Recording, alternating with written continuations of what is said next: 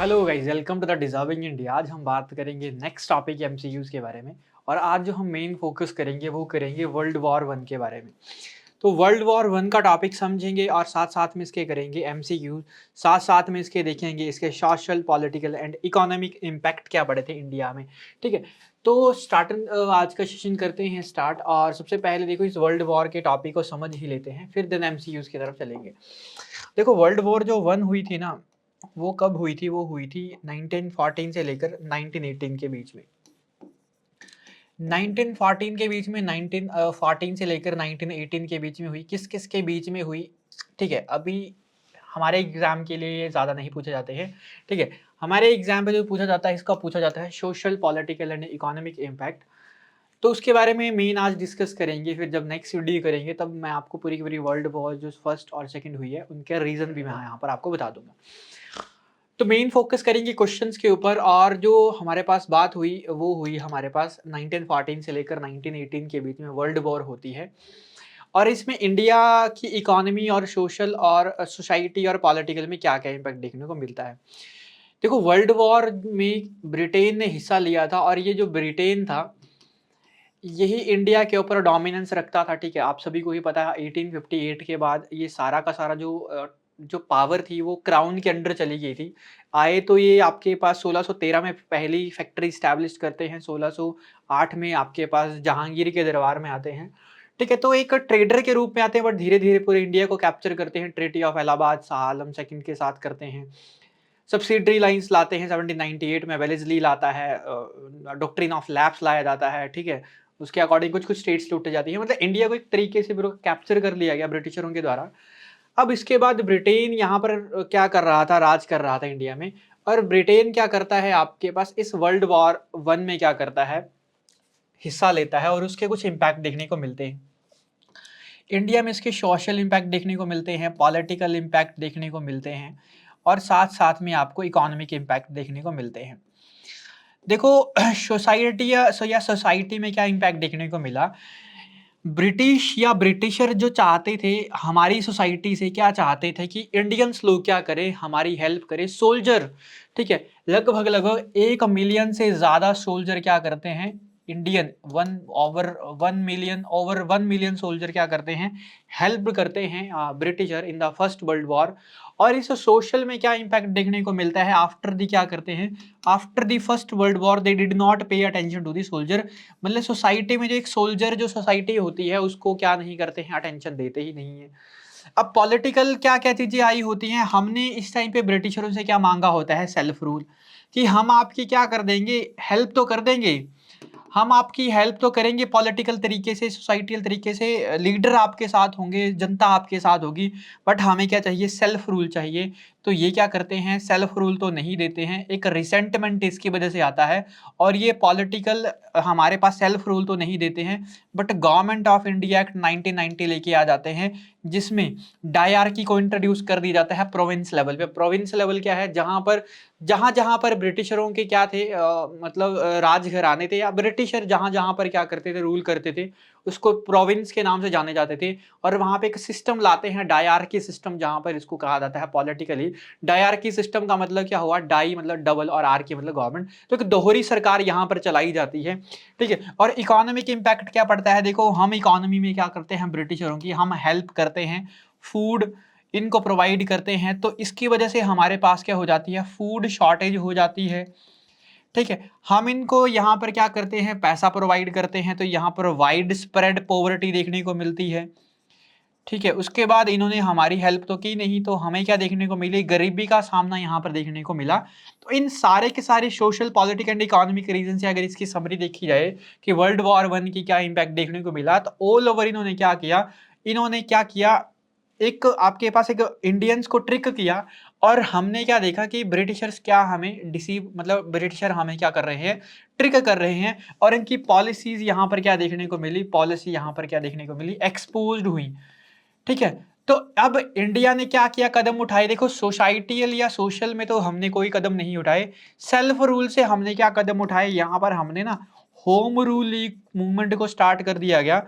Home rule league movement बाल गंगाधर तिलक और Annie Besant start करते हैं, ठीक है? और जिसमें डिमांड करते हैं सेल्फ रूल की, ठीक है?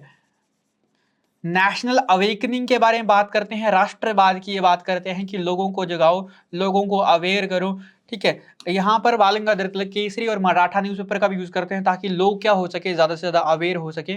इकोनॉमिकली भी हम कुछ ज्यादा स्टेप्स तो नहीं उठा पाते हैं, बट हम यहाँ पर क्या करते हैं, बॉयकॉट मूवमेंट चलाते हैं। और बॉयकॉट मूवमेंट कब चलाते हैं, नॉन कॉपरेशन मूवमेंट से लेकर।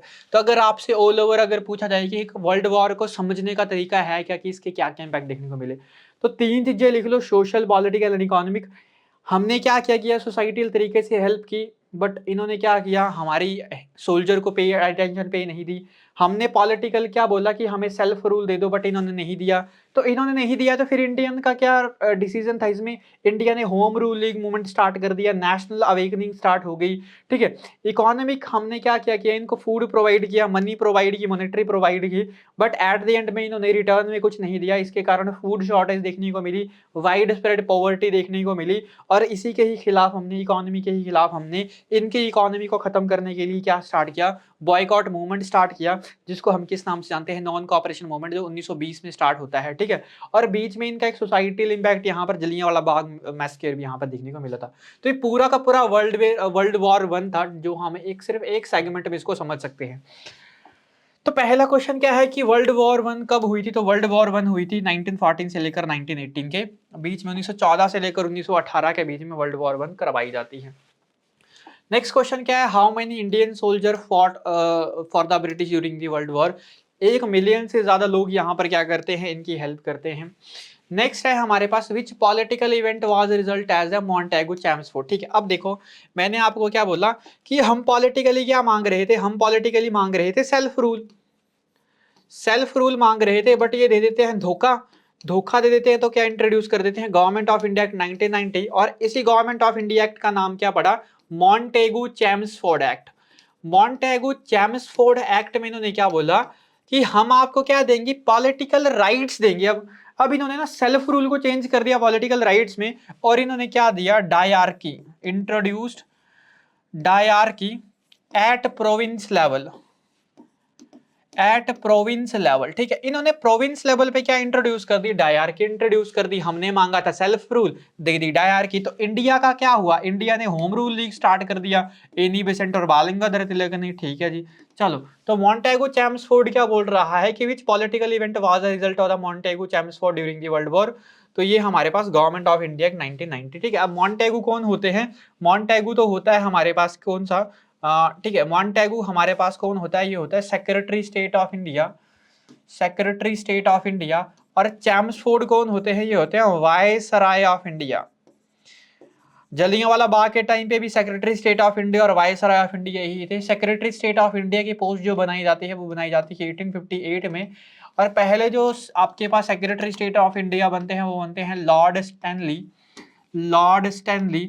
और पहले जो वायसराय बनते हैं, वो बनते हैं हमारे पास कौन, लॉर्ड कैनिंग, लॉर्ड कैनिंग, ठीक है जी। चलो, नेक्स्ट है हमारे पास, नेक्स्ट क्वेश्चन क्या है, विच movement was led by Tilak and Annie Besant, ठीक है। तो देखो हुआ क्या, पॉलिटिकल जो सेल्फ रूल मांगा था हमने, सेल्फ रूल तो इन्होंने वर्ल्ड वॉर 1 में दिया नहीं, तो हमारी क्या उसमें एक प्रतिक्रिया रही, तो हमने क्या स्टार्ट किया, home rule league movement start किया।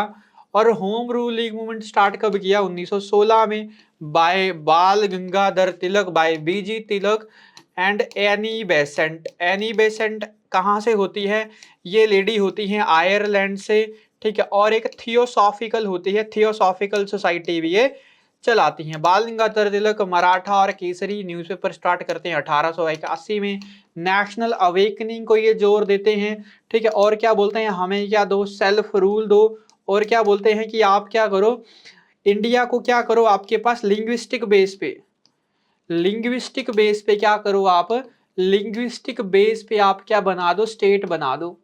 तो ये बातें कहाँ कही गई थी, होम रूल लीग मूवमेंट में। बाल गंगाधर तिलक जो फेमस होते हैं वो करते हैं पुणे में, ठीक है, पुणे में, और आपके पास मुंबई में, ठीक है। बट ये जो बॉम्बे है ना, बॉम्बे का जो रीजन होता है, यहाँ पर एनी बेसेंट और ऑल ओवर द वर्ल्ड और ऑल ओवर इंडिया में कौन एक्टिव रहती हैं, एनी बेसेंट एक्टिव रहती हैं। नेक्स्ट है हमारे पास question, what did Indian leader demand in return for supporting the British? ठीक है, जो इंडियंस थे इन्होंने, इंडियन के लीडर जो थे इन्होंने क्या डिमांड की थी? What did Indian leader demanded in return for supporting the British war during the world war? तो इंडियंस तो हेल्प कर रहे थे उस टाइम पे, तो हमें ब्रिटिशर लग रहे थे, ठीक है। एक मॉडरेट फेस हमारे पास चल रहा था, उसके बाद ये मॉडरेट फेस 1918 के बाद, नॉन कॉपरेशन मूवमेंट के बाद एक गांधीयन फेस में चेंज होता है, एक रेडिकल फेस में चेंज होता है, ठीक है, जहां पर हम एक्टिवली डिमांड करते हैं सेल्फ रूल की, स्वराज की। तो बोल रहा है कि इंडियन लीडर क्या करते हैं, क्या डिमांड करते हैं, तो सेल्फ गवर्नेंस की क्या करते हैं, डिमांड करते हैं। बट क्या होता है, Britisher did not pay attention to the self governance, they introduce the government of India act 1919, also known as the Montagu Chelmsford, ठीक है, एक्ट। तो ये इंट्रोड्यूस करते हैं और इसमें होता क्या है, डायरकी का प्रोविजन यहाँ पर होता है। नेक्स्ट क्वेश्चन क्या बोल रहा है, नेक्स्ट क्वेश्चन है what was one of the economic effect? Economic effect क्या पड़ा था? फूड शॉर्टेज देखने को मिली थी, वाइड स्प्रेड पॉवर्टी यहां पर देखने को मिली थी। तो इंडिया ने क्या इसके ऊपर रिएक्शन किया? इंडिया ने क्या कर दिया, बॉयकॉट कर दिया। क्या बॉयकॉट कर दिया? ब्रिटिश गुड्स को। हमने ब्रिटिशरों का सामान अपनाया नहीं, और महात्मा गांधी जी स्टार्ट कर देते हैं non cooperation movement, non cooperation movement start कर देते हैं। और जो हमारे पास ठीक है, जो पहले होम मिनिस्टर थे इंडिया के, सरदार वल्लभ भाई पटेल, ठीक है, गुजरात से ही थे, तो ये क्या स्टार्ट कर देते हैं, गुजरात विद्यापीठ स्टार्ट कर देते हैं for the vernacular education. Vernacular press act आपने सबने सुना होगा, 1878 में इंट्रोड्यूस करते हैं लॉर्ड आपके पास कौन से, Lord Lytton. Vernacular press act में कहा जाता है कि पहली कॉपी हमारे पास भेजो, अगर ब्रिटिशरों के खिलाफ भेजा हुआ है या ब्रिटिशरों के खिलाफ बोला है तो इसको हम क्या नहीं करेंगे, आगे पास नहीं करेंगे, उस प्रेस को ही मना कर देते थे। अब लॉर्ड रिपन 1878 में ये स्टार्ट करते हैं, बट वर्नैकुलर प्रेस एक्ट बंद कर दिया जाता है 1881 में। और ये किसके द्वारा बंद किया जाता है, लॉर्ड लिटन के द्वारा इसको इंट्रोड्यूस किया जाता है। और लॉर्ड जो रिपन होते हैं इसको क्या कर देते हैं, एनल्ड कर देते हैं। इसी तरीके से एक न्यूज़पेपर का एक और एक्ट लाते हैं, सेंसरशिप एक्ट। और ये सेंसरशिप एक्ट जो लाया था ना, ये लाया था आपके पास 1799 में। और इस 1799 का जो टाइम था ना, वो था लॉर्ड वेलेस्ली का। ये लॉर्ड वेलेस्ली वही है जो आपके पास क्या लाता है, सब्सिडरी अलायंस लाता है, ठीक है। और सब्सिडरी अलायंस कब लाया गया था, ये लाया गया था 1798 में, ठीक है। सब्सिडरी अलायंस लाया गया था 1798 में। और इस सब्सिडरी अलायंस के ऊपर सबसे पहले जो हस्ताक्षर किए थे वो किए थे निजाम ऑफ हैदराबाद। तो ये सारी बातें आपको बाय हार्ट या बाय लाइन आपको यहाँ पर याद होनी चाहिए, ठीक है। कोई भी आंसर पूछेगा आपको हर एक चीज का पता होना चाहिए। What was the one of the economic effect क्या पड़ा था, फूड शॉर्टेज देखने को मिला था, ठीक है। और economic prosperity, increase in wages, decrease in taxes, option is the B is the right answer of this question. Next question क्या बोल रहा है, which event expose the economic social justice British rule during the world war? उन्होंने ब्रिटिशरों की जो ये सारी की सारी माइंडसेट जो था, कौन सा इवेंट एक्सपोज करता है economic and social justice of British rule during the world war? तो जलियांवाला बाग जिसने एक्सपोज किया था economic strain, non cooperation movement नहीं, साइमन कमीशन नहीं, जो जलियांवाला बाग मैस्केर था ना उस टाइम पे उन्होंने किया था। तो यही ब्रिटिशरों के बारे में। अच्छा, economic strain from the war मतलब एक्सपोज, कौन सा इवेंट जो एक्सपोज करता है economic and social injustice British rule? तो आपके पास economic strain from the war, ठीक है, एक्सपोज कर रहा है तो इकोनॉमिक स्ट्रेन भी बोल सकते हैं, जलियांवाला बाग भी बोल सकते हैं, ठीक है। तो दोनों ही आंसर होगा, बट मोस्ट प्रेफरेबल आपके पास ये देखने को मिलेगा। Who was the British politician who declare the Montagu आपके पास declaration during the world war? तो मॉन्टेगू आपके पास दो ही पर्सन थे, एक था आपके पास विंस्टन चर्चिल, तो नहीं था, ये तो प्राइम मिनिस्टर थे, ठीक है, आजादी के टाइम पे, ये नहीं था। एडवर्ड आपके पास Montagu, secretary state of India होता है, लंदन में बैठा होता है, यही डिक्लेरेशन करता है मॉन्टेगू चैम्सफोर्ड की।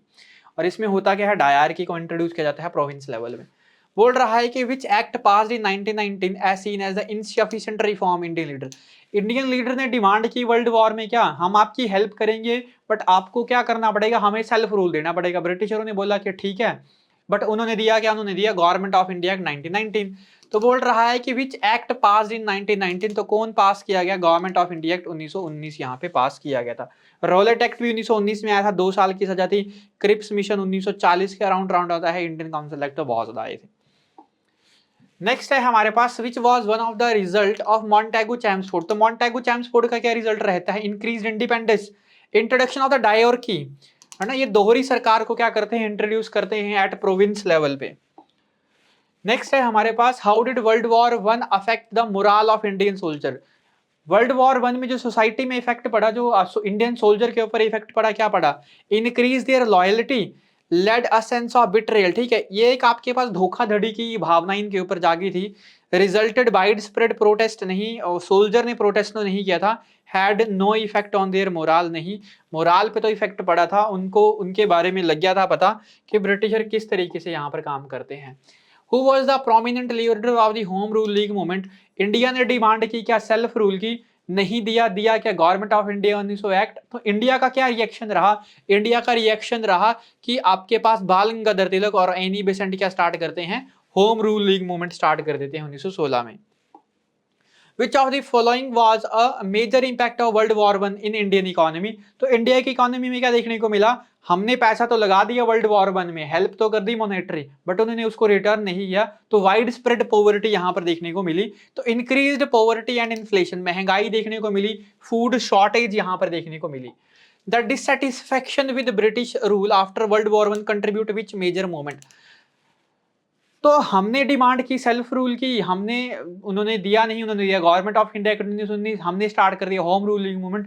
और दूसरा क्या स्टार्ट किया? Non cooperation movement. तो होम रूलिंग मूवमेंट तो है नहीं, तो हमने क्या कर दिया? उनकी एक इकोनॉमी को खत्म करने के लिए बॉयकॉट मूवमेंट स्टार्ट किया, और इसी को ही हमने किस नाम से जाना? नॉन कोऑपरेशन मूवमेंट के नाम से जाना। मतलब इस नॉन कोऑपरेशन मूवमेंट में ही महात्मा गांधी जी ने क्या बोला था कि हम क्या करेंगे, ब्रिटिशरों को किस तरीके से यहाँ से भगा सकते हैं, सेल्फ रूल ले सकते हैं।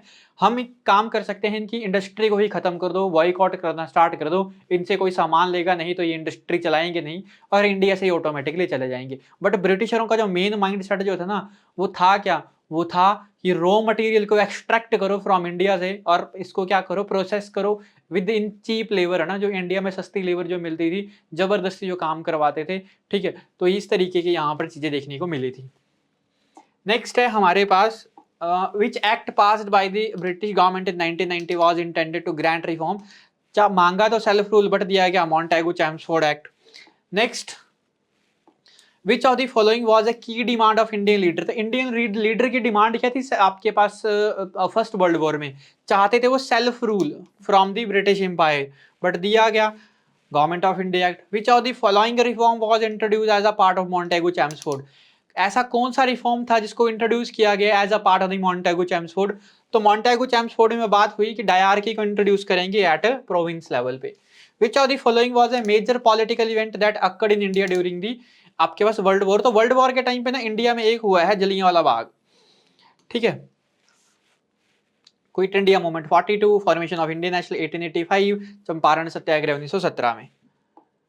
ठीक है, नेक्स्ट हम बात करते हैं home rule league movement gain the significant movement during the world war primary due to. क्या चाहते थे आपके पास? ये increase military conspiration, promise to reform Britain, economic hardship and food shortage, the return of Gandhi from South Africa. ये तो 1915 में ही आ गए थे। Home rule league movement gain करता है significant movement during the world war one, primarily due to, क्यों क्यों? The promise of reform from Britain. ठीक है, economic hardship and food shortage, तो दोनों ही यहाँ पे ये राइट आंसर हो सकते हैं। ठीक है, नेक्स्ट है what was the major disappointment faced by Indian soldier. क्या इन्होंने सोल्जर्स ने क्या फेस किया? तो ब्रिटिशर क्या करते हैं? They did not pay attention to the Indian soldier. ठीक है, and this create the chaos between Indian soldier and the Britain government. ठीक है, तो ये आपके पास failure to receive any political rewards, कोई भी रिवॉर्ड्स उनको नहीं दिया जाता है, सेना के बारे में कोई नहीं पूछा जाता है। ब्रिटिश रिस्पॉन्स क्या रहा था to political demand raised by Indians during the world war. तो मांगा तो होम रूल, सॉरी मांगा तो क्या? सेल्फ रूल, बट दिया कि government of India act. Sufficient grant independence, generous, accommodating, inadequate and insufficient, a sign of increasing respect of Indian culture। Indian culture को तो कहाँ पे रिस्पेक्ट करेंगे? British response to the political demands raise by the Indians. तो inadequate and insufficient रही थी, मतलब उन्होंने वो पूरी की पूरी बातें मानी नहीं, माना तो हमने सेल्फ रूल था, बट दिया हो आपके पास क्या? Government of India. Which are the following factor help us strengthen of the आपके पास home ruling movement. Home ruling movement को किसने स्ट्रेंथन किया? ग्रोथ ऑफ इंडियन इंडस्ट्री, नहीं हुई। इंक्रीज्ड पॉलिटिकल अवेयरनेस, बिल्कुल इस होम रूल लीग मूवमेंट की वजह से ना पॉलिटिकल अवेयरनेस हुई। Support from the Indian princely state, अरे प्रिंसली स्टेट तो पहले ही ब्रिटिशरों के अंडर आते थे। British promise to fulfil the independence, वो तो उन्होंने मना कर दिया। तो इंक्रीज पॉलिटिकल अवेयरनेस, ठीक है। नेक्स्ट है, how did the war contributed to the rise of anti colonial sentiments, कैसे ये जो वर्ल्ड वॉर वन थी, कैसे एंटी सेंटिमेंट जो कॉलोनियल जो ये जो anti sentiment anti colonial sentiments, ठीक है, एंटी कॉलोनियल जो सेंटिमेंट्स थे इन्होंने कैसे कंट्रीब्यूट किया, इस वॉर ने क्या कंट्रीब्यूट किया इस एंटी कॉलोनियल सेंटिमेंट्स को। तो इंक्रीज इंडियन इकोनॉमी प्रॉस्पेरिटी नहीं, वाई रिबीलिंग ब्रिटिश गवर्नमेंट, आपके पास disregard for Indian welfare, बिल्कुल सही है। By making India and equal partner नहीं, by creating a sense of unity among Indian soldier, ये तो था। By revealing the British government disregard for Indian welfare, ठीक है, तो उन्होंने रिवील कर दिया था ब्रिटिश गवर्नमेंट को कि किस तरीके से डिसरिगार्ड करते हैं। इकोनॉमी का distress caused by world war one, तो क्या देखने को मिलता, अनएम्प्लॉयमेंट, इकोनॉमिक रिफॉर्म तो नहीं हुआ था कोई भी, प्रॉस्पेरिटी नहीं, इन्फ्लेशन एंड पॉवर्टी, ठीक है, तो राइट आंसर यहाँ पर डी हो जाएगा। अनएम्प्लॉयमेंट तो चलो उस टाइम पे देख लो, बट इन्फ्लेशन एंड पॉवर्टी, सबसे ज्यादा गरीबी यहाँ पर देखने को मिली थी। नेक्स्ट है, विच British politician promised constitutional reform India during the world war, कौन सा ऐसा ब्रिटिश पॉलिटिशियन था जिसने क्या किया था, प्रॉमिस किया था कि हम कॉन्स्टिट्यूशनल रिफॉर्म देंगे, हम आपको सेल्फ रूल देंगे। तो कौन था इस टाइम पे, एडविन मॉन्टेगू, ठीक है।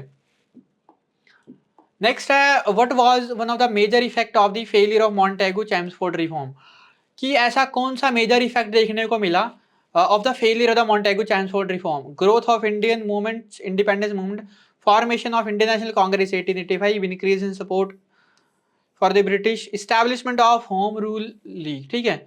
Major effect of the failure of Montagu Chelmsford reform, तो establishment of the home rule league. अच्छा, growth of the independence movement, मतलब उसके बाद मूवमेंट में यहाँ पर गेन देखने को मिला था। Which of the following groups played a major role in organisation था, तो कौन सा था, ऑल इंडिया कांग्रेस थी क्या, मुस्लिम लीग 1906, हिंदू महासभा नहीं, थियोसॉफिकल सोसाइटी जो एनी बेसेंट की, वो कंट्रीब्यूट करती है होम रूल लीग मूवमेंट में, ठीक है, ये भी हो सकता है। और आपने बोल रहा है groups played a major role in organisation home rule league movement में, तो इंडियन नेशनल कांग्रेस ने भी साथ दिया था, मुस्लिम लीग ने तो साथ नहीं दिया था, हिंदू महासभा ने, तो ए और डी, तो प्रॉपर अगर आंसर पूछेगा तो A is the right answer. The economic hardship जो हुए थे caused by world war were primary result of, इसने क्या रिजल्ट दिया, इकोनॉमिक हार्डशिप जो वर्ल्ड वॉर वन में जो कारण बनता है, world war one were primarily result of increased trade with other countries, heavy military spending and inflation, ये तो हुई थी। बेटर एग्रीकल्चर प्रोडक्शन नहीं हुआ था, रिडक्शन इन ब्रिटिश टैक्सेस नहीं, तो हैवी मिलिट्री स्पेंडिंग जो की गई थी इसके कारण आपके पास इन्फ्लेशन देखने को मिली थी। इंडियन का रिस्पॉन्स क्या था वर्ल्ड वॉर वन में, जो मार्क करता है एक shift from which of the following, तो एक आपके पास क्या होता है, एक आपके पास मॉडरेट जो आपके पास जो थे वो क्या चेंज हो जाते हैं, रेडिकल फेस में यहाँ पर चेंज हो जाते हैं, ये गांधीयन फेस में चेंज होते हैं।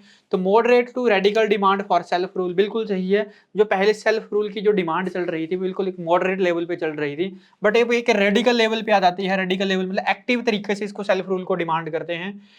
Support for British rule to complete loyalty, support for British rule, support तो नहीं करते हैं, उसके बाद आफ्टर सेकेंड वर्ल्ड वॉर तो एक्सपोज हो ही चुके थे। Non cooperation movement to full cooperation with the British, non cooperation movement में तो उनको इकोनॉमी को खत्म करने की बात कही गई, independence to full integration on the British empire नहीं।